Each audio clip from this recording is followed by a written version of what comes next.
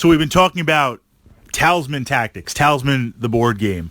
And my buddy Jowl Balls introduced me to Talisman many, many years ago. We were playing D&D literally like all day Saturday, all evening Saturday. It was out of control in an absolutely good way. And sometimes we'd finish D&D early, Dungeons & Dragons early, right? You have a campaign, you have an adventure, decisions are made. This is a great place to kind of stop the quest, stop the campaign in the gaming session, leave it for next week, but we've still got a little bit of time. So he started bringing Talisman to play. And I loved it right away just for the light, fun mechanic. Roll and move seems very simplistic, but there's a lot more tactica to it. I love the fact that you could just jump right in. And being a completionist, as soon as he started to introduce the various expansions, I was sold on it. And this has led to many, many years of enjoying the game, playing it competitively with a number of friends. And early on, I thought, like many people think, and I would argue that they are incorrect, that it's just roll and move. There's no tactical decisions. Yes, there is a huge random element. I mean, it's a Games Workshop game on there, so it's going to involve the randomness. You're drawing from a deck of cards that have good stuff, bad stuff, magic objects, encounters, events, all that. But what I noticed was what the internet says is random in the game. Jawa was winning constantly, even when he got totified, even when we ganged up on him and smacked him down. I'd be ready to make the run for the Crown of Command, and like he just speed accelerates up there. So I started to watch what he was doing. I was like, okay, I'm going to step aside, and I'm not going to worry so much about trying to win the next couple of games. I'm just really going to watch. And I noticed certain core tactics that were in play that essentially break down in Talisman. When it's my turn, I want to try and control the random. The elements that affect me randomly, I want to try and control them. I can't eliminate them. This is not a Euro. This is not Mage Knight. I need to control them. And likewise, when it's my opponent's turn, I want to introduce the random. I want to mess with the random and throw the random on there. And this has led to a number of tactics.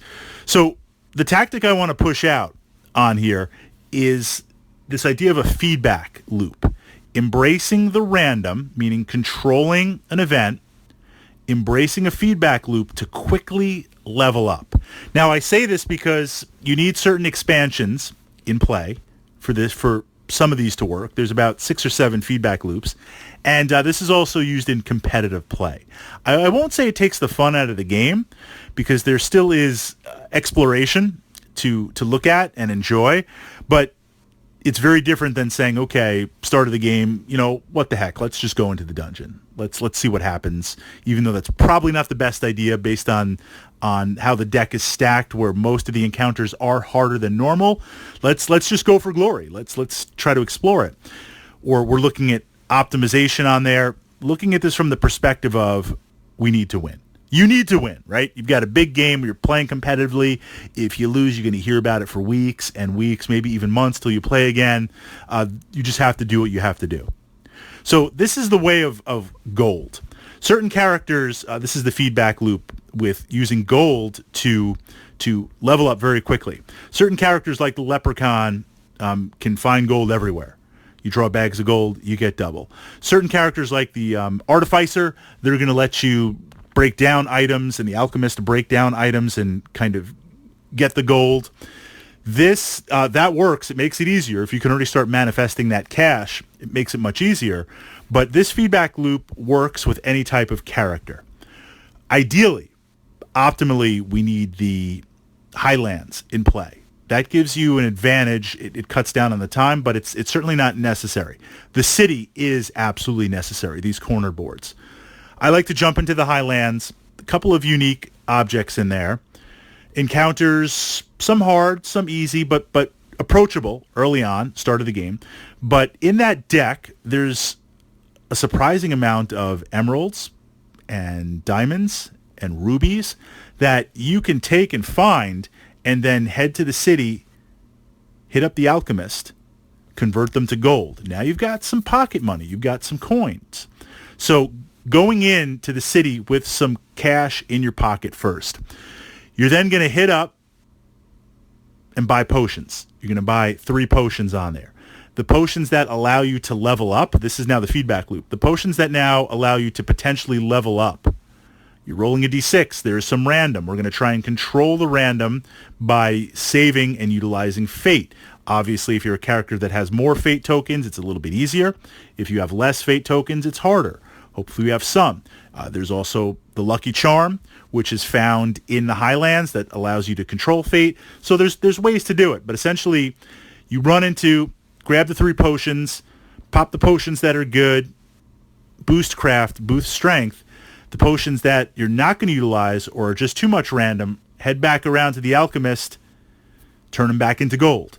Run back in, buy some potions, run back out, turn them into gold. You do that 3 times, you are leveling up really, really fast. Plus, you're going to hit other spaces on the way as you move through the alleys of the city.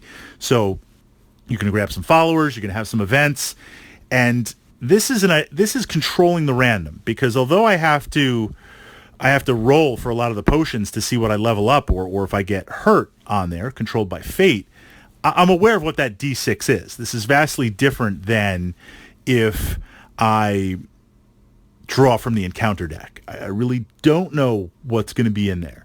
So that's an example of a feedback loop. Get some cash ahead of time, but not necessarily, not needed, just cuts down on it. Potions, pop the ones you need, hit the alchemist, convert the gold, buy some potions, pop the ones you need, go back to the alchemist, convert to gold, and just get that feedback loop in there.